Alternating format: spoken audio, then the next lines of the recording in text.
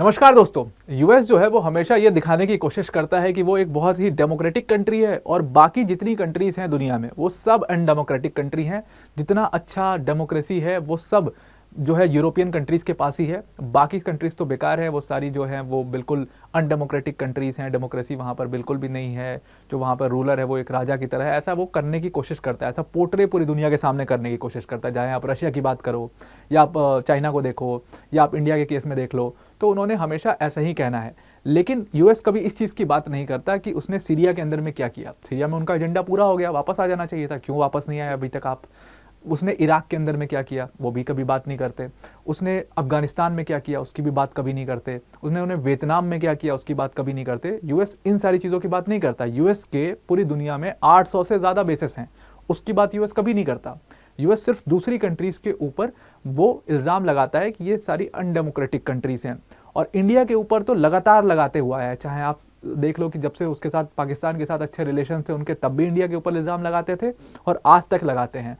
अभी रिसेंटली जो उनका इल्ज़ाम लगाने का जो मुद्दा उनके पास बचा हुआ है वो क्या बचा हुआ है कि गुरवंत सिंह पन्नू जो कि एक खालिस्तानी टेररिस्ट था, उसके ऊपर अटैक हुआ था। आपको पता है यूएस के अंदर में न्यूयॉर्क में अटैक हुआ था गुरवंत सिंह पन्नू के ऊपर। हालांकि वो बच गया था उस अटैक में, लेकिन उसके उस अटैक उस मर्डर प्लॉट को वो लोग कहते हैं कि इंडियन गवर्नमेंट का कहीं ना कहीं इसमें हाथ है और रॉ का इसमें कहीं ना कहीं हाथ है, और ये पूरा अटैक करवाया गया था गुरवंत सिंह पन्नू के ऊपर, ये रॉ का हाथ है। सबसे पहला सवाल तो यहीं से आता है कि यूएस इतना कंसर्न है क्यों गुरवंत सिंह पन्नू को लेकर के। देखो वो यूएस सिटीजन है और इसलिए यूएस कंसर्न है, ये सब बकवास की बातें हैं। यूएस सिटीजन्स पे रोज़ हमले होते हैं और वो कभी न्यूज़ में भी नहीं आते। और जो वो ब्लैक्स के साथ करते हैं यूएस के लोग, और वहाँ पे रेसिज्म जिस तरीके से अपने चरम पर है, और अभी जो कोलंबिया यूनिवर्सिटी में हो रहा है, इन सारी चीज़ों को कवर करना चाहिए न्यूज़ मीडिया को। लेकिन ये सारी चीज़ें कवर नहीं होंगी। कवर होगा गुरवंत सिंह पन्नू, क्योंकि गुरवंत सिंह पन्नू के पीछे उनकी कहीं ना कहीं यूएस की अपनी स्ट्रैटेजी छिपी हुई है।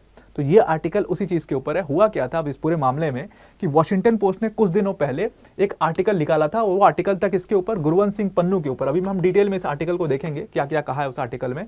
तो उस आर्टिकल में बेसिकली इंडियन गवर्नमेंट को घेरा कि इंडियन गवर्नमेंट का कहीं ना कहीं इसमें हाथ था, विदाउट एनी प्रूफ। सारा अनर्गल इन्होंने इल्ज़ाम लगाया था कि इंडियन गवर्नमेंट का कहीं ना कहीं इसमें हाथ था, और इसमें रॉ के चीफ का भी हाथ था, इस रॉ पर्सन का हाथ था, इस ऑफिशियल का हाथ था। ये सारे आर्टिकल्स निकलने के बाद एक पूरा बवाल मच जाता है। इंडिया की मिनिस्ट्री ऑफ एक्सटर्नल अफेयर्स इसका जवाब भी देती है। तो वेदांत पटेल जो कि डेप्यूटी स्पोक्स पर्सन है डिपार्टमेंट ऑफ स्टेट के यूएस के, वो एक प्रेस ब्रीफिंग कर रहे थे, और उस प्रेस ब्रीफिंग में उनसे इसी वॉशिंगटन पोस्ट के आर्टिकल के बारे में बात की गई, और उसके बारे में बात की गई जो कि रिप्लाई आया था मिनिस्ट्री ऑफ एक्सटर्नल अफेयर्स का हमारी। तो जब वेदांत पटेल से प्रेस ब्रीफिंग में पूछा गया कि भाई वॉशिंगटन पोस्ट ने एक आर्टिकल छापा है और उसमें इंडियन गवर्नमेंट को उन्होंने घेरा है, उसमें कई सारी रॉ के जो चीफ हैं उनका भी इन्वॉल्वमेंट दिखाया गया है, और जो एनएसए है उनका भी इन्वॉल्वमेंट दिखाया गया है, इस पर आपका क्या कहना है। तो वेदांत पटेल उसमें कहते हैं कि जो इंडिया की टॉप सीनियर लेवल की ऑफिशियल्स हैं या इंडियन गवर्नमेंट के जो सीनियर ऑफिशियल्स हैं उनसे हमारी बातचीत चल रही है, और इसकी कहीं ना कहीं जिम्मेदारी तो इंडियन गवर्नमेंट को लेनी पड़ेगी कि उसकी इन्वॉल्वमेंट थी पन्नू के मर्डर प्लॉट के अंदर में। अब जो आर्टिकल वॉशिंगटन पोस्ट ने छापा था, आप देखो कि वो आर्टिकल का जो टाइटल था वो ये था कि a murder plot that can not be ignored. अब ये किस मर्डर प्लॉट की बात हो रही है? ये गुरवंत सिंह पन्नू के मर्डर प्लॉट की बात हो रही है।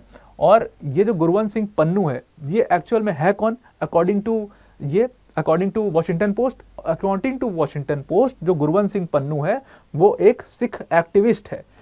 और इसी वॉशिंगटन पोस्ट ने लिखा कि ये जो सिख एक्टिविस्ट है इसको मारने के लिए न्यूयॉर्क के अंदर में जो वहां पर पर्सन था उसका नाम था विक्रम यादव, जिसने पूरा मास्टरमाइंड पर्सन था, जिसने पूरा ये प्लॉट बनाया था। और विक्रम यादव कौन है? तो विक्रम यादव बेसिकली जो इंडिया की स्पाई एजेंसी है रॉ, उसका एक ऑफिशियल है, उसका एक ऑफिसर है। और इसको कहीं ना कहीं जो सपोर्ट था वो उस टाइम के जो आर्मी चीफ थे समंत गोयल, उन्होंने कहीं ना कहीं इसको ये आइडिया दिया था कि इसको मार दो, और इसको पूरा ऑथोराइज किया था कि आप इसको मारिए, और इस पूरे प्लॉट में उसका साथ दिया था। तो इस रॉ के चीफ समंत गोयल, विक्रम यादव, और उसके साथ साथ आगे देखिए, आगे उन्होंने कहा कि जो मोदी जी के जो प्राइम मिनिस्टर के इंडिया के प्राइम मिनिस्टर के नेशनल सिक्योरिटी एडवाइजर हैं अजीत डोवाल, उनको इस पूरे मर्डर प्लॉट के बारे में पता था कि ये सिख एक्टिविस्ट की मर्डर होने वाली है। अब ये सारे अनर्गल इल्ज़ाम उन्होंने लगाए। पूरे पोस्ट में आप पढ़ोगे, वॉशिंगटन पोस्ट की मैं लिंक आपको दे दूंगा इस पूरे आर्टिकल की, आप पूरा आर्टिकल पढ़ोगे, आपको कहीं से भी कोई भी इसमें सब्सटैंटिएट करने वाला एविडेंस नहीं मिलेगा। किसी तरीके की कोई भी इन्वॉल्वमेंट का ये एविडेंस नहीं दे पा रहे हैं कि ये समंत गोयल कैसे इन्वॉल्व थे, या विक्रम यादव कौन है, कहाँ से आया, कैसे रॉ का ऑफिसर है भी कि नहीं है, इसका कहीं से भी कोई भी प्रूफ ना वॉशिंगटन पोस्ट के पास है ना यूएस की गवर्नमेंट के पास है। तो इसमें इन लोगों को बस क्या करना है कि सामने आके कमेंट कर देना है और इंडिया को किसी तरीके से नीचा दिखाने की कोशिश करनी है। सबसे पहले सवाल तो ये आता है कि इन्होंने इसमें वर्ड यूज किया है सिख एक्टिविस्ट। अब आप देखना ये ना शब्दों से बहुत ज्यादा खेलते हैं।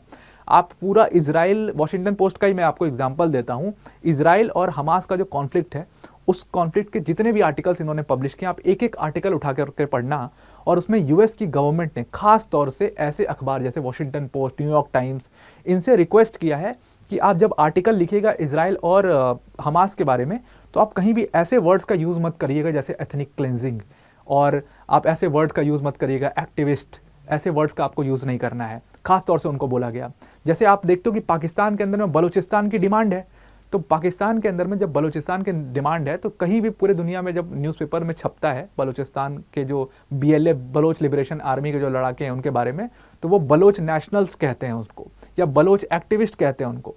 लेकिन जब यूएस प्रिंट करता है अपने पेपर में, वॉशिंगटन पोस्ट में, न्यूयॉर्क टाइम्स में, तो उनको बलोच रिबेल्स या बलोच टेररिस्ट कहता है।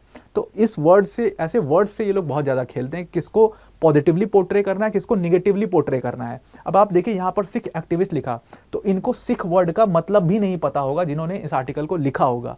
इनको ये तक नहीं पता होगा कि सिख होते कौन है, सिख के प्रिंसिपल्स क्या हैं, आप किस तरीके से पन्नू को सिख कह सकते हो। वो तो पूरी तरीके से खालिस्तानी टेररिस्ट है, आपको खालिस्तानी वर्ड यूज करना चाहिए था, लेकिन वो ये वर्ड्स यूज नहीं करेंगे। वो क्या करते हैं, वर्ड्स के साथ खेलते हैं, और इसीलिए सिख एक्टिविस्ट जैसे वर्ड्स आपको देखने को मिलते हैं। चाहे आप कनाडा में देखो, हरदीप सिंह निज्जर है, हरदीप सिंह निज्जर के आगे हमेशा से ये लोग क्या वर्ड लगाएंगे, सिख एक्टिविस्ट। अब चलो कनाडा का समझ में आता है कि वहां पर सिख वोट बहुत ज्यादा हैं, तो वहां का जो पीएम है उसको वोट चाहिए, तो इसलिए वो उनको खुश कर रहा है। लेकिन यूएस में तो 1% वोट भी नहीं है सिख का, तो यूएस इतना ज्यादा कंसर्न क्यों है? यूएस कंसर्न इसलिए है क्योंकि यूएस की आदत है दूसरे के अफेयर्स में हमेशा इंटरफेयर करने की, और खालिस्तान वाले मामले में हमेशा से वो सिखों का दिल जीतने की कोशिश, और जो ये खालिस्तानी है इनका दिल जीतने की कोशिश, इनके लीडर्स से मिलना, उनको सिख कम्युनिटी का हेड बना देना यूएस के अंदर में, ऐसे काम यूएस की गवर्नमेंट शुरू से करते आई है इंडिया के खिलाफ में, और आज भी देखो आप ये सारे काम वहां पर चलते रहते हैं। अब ये आर्टिकल जैसे वॉशिंगटन पोस्ट ने कवर किया, जैसे उसको प्रिंट किया, और सबसे खास बात आप इस आर्टिकल में देखो, अब इस आर्टिकल को ये लोग जब इस पे सवाल उठाए जाएंगे तो इसको ये लोग कह देते हैं कि ये ओपिनियनेटेड आर्टिकल है।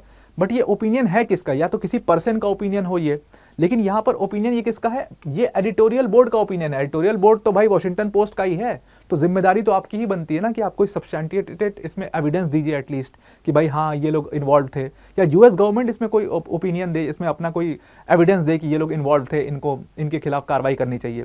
इंडियन गवर्नमेंट ने इस पूरे मामले में जांच करी थी, 2 साल पहले जांच करी थी, और इस पूरे मामले में सबको क्लीन चिट दे दिया गया था। रॉ के जितने ऑफिशियल्स हैं सबको क्लीन चिट दे दिया गया था, किसी की इन्वॉल्वमेंट इसमें नहीं पाई गई थी जब इंडियन गवर्नमेंट ने इस पर जानकारी दी थी। तो अब इन सारी चीज़ों का रिप्लाई देते हुए मिनिस्ट्री ऑफ एक्सटर्नल अफेयर्स ने कहा कि ये बहुत ही इररिस्पॉन्सिबल आर्टिकल है जो कि वॉशिंगटन पोस्ट ने छापा है, और इतना इररिस्पॉन्सिबल आर्टिकल आप एक्सपेक्ट नहीं करते हो वॉशिंगटन पोस्ट या न्यूयॉर्क टाइम्स जैसे अखबारों से कि वो ऐसे आर्टिकल्स को छापेंगे। हालांकि they have been always trying कि इंडिया की जो एक पूरे वर्ल्ड में निगेटिव इमेज बने। जो हमारे मिनिस्ट्री ऑफ एक्सटर्नल अफेयर्स के स्पोक्स पर्सन है रणधीर जायसवाल, उन्होंने कहा कि अनसब्सटेंटिएटेड एलिगेशंस हैं ये, इनका कोई प्रूफ नहीं है, कोई इनके पास ग्राउंड नहीं है जिसके ऊपर ये इल्जाम लगा सकें, और ये हमेशा से क्या करने की कोशिश करते हैं, हमेशा से हमें नेगेटिव दिखाने की कोशिश करते हैं।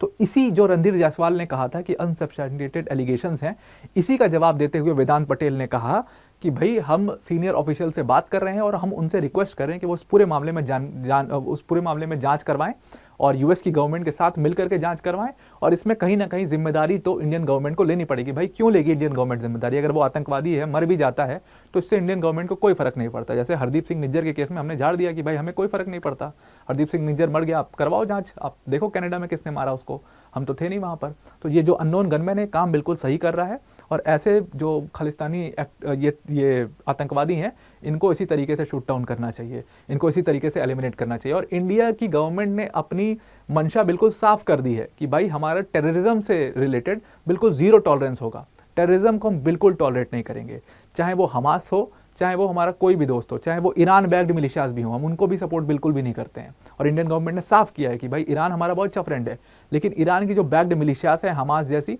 उनको हम बिल्कुल भी सपोर्ट नहीं करते हैं। तो वही बिल्कुल इंडिया का स्टैंड है, और इंडिया उसी पर बिल्कुल अडिग रहेगा।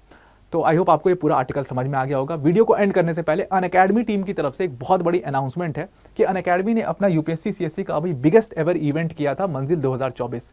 तो इस इवेंट के अंदर में हमने बहुत बड़ा प्राइस रिवील किया था आपके लिए कि जो हमारी यूपीएससी सीएससी की कोर्स फीस थी जो 75,000 थी उसको कम करके हमने 24,999 कर दिया है। और ये आप समझ लीजिए अनअकैडमी का अभी तक की पूरी हिस्ट्री में बिगेस्ट एवर प्राइस ड्रॉप है और ये सिर्फ आपके लिए एक्सक्लूसिवली किया गया है। अब इस प्राइस में आपको अनअकैडमी के सारे कोर्सेज मिलेंगे। जैसे ही आप 24,999 में सब्सक्राइब करोगे तो आपको कोड यूज़ करना है मंजिल 24 कैप्स में, और जब आप ये मंजिल 24 कोड यूज़ करोगे तो आपको वहाँ पर डिस्काउंटेड प्राइस 24,999 दिख जाएगा। उसमें आपको सारे कोर्सेज मिलेंगे। जैसे हमारा आरंभ बैच मिलेगा आपको, सिर्फ इंग्लिश मीडियम के स्टूडेंट्स के लिए ट्राइम बैच है हमारा, सिर्फ हिंदी मीडियम के स्टूडेंट के लिए लक्ष्य बैच है हमारा। उसके साथ साथ बहुत सारे ऑप्शनल कोर्सेज भी आपको इस 24,999 की फीस में ये सारी चीज़ें आपको मिलेंगी। तो आई होप आपको पूरा आर्टिकल समझ में आ गया होगा। आज के लिए इतना ही। Thank you and have a nice day.